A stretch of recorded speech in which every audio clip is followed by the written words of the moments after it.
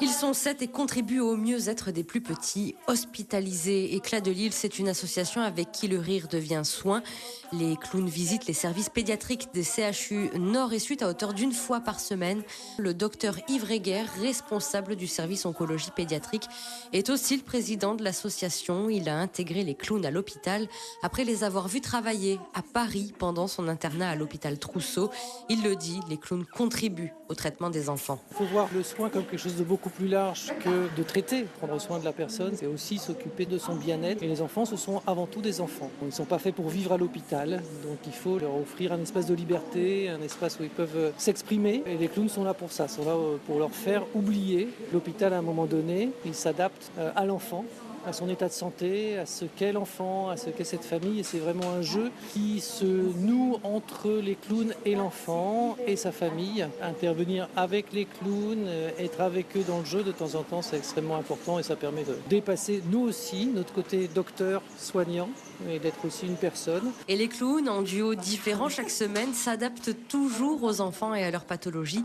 Avant d'entamer le show, il arrive parfois que les plus petits soient moins réactifs qu'à l'accoutumée. Isabelle Dello, alias Zaza, alias Pernette, était l'acolyte de Léa Skaradek, plus connue sous le nom de Marie Groseille. C'est entre deux blagues que Zaza explique son métier. Donc nous on chante, on fait de la magie, on raconte des histoires, des fois c'est silencieux. Parce qu'il y a des enfants qui sont vraiment submergés par la douleur, la fatigue, le stress de l'hôpital et tout ça. Et qu'il y a des regards qui ne trompent pas. Il est peut-être content de nous voir, mais ce qu'il subit, c'est encore plus fort que même notre connerie, quoi. Et ça marche puisque les enfants esquissent un sourire, les parents, eux aussi, sont ravis.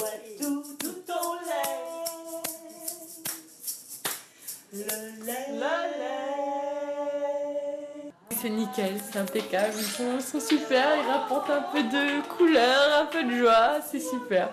Après lui il est très timide, donc du coup, mais il observe, il est intrigué, ça le change un peu d'atmosphère, c'est bien. Éclat de Lille est en lice pour le concours lancé par les Assises des Outre-mer. Si la structure gagne, eh bien, ce sont 10 000 € qui seront utilisés pour créer d'autres journées clowns au sein des hôpitaux. Le but est d'arriver à doubler les représentations.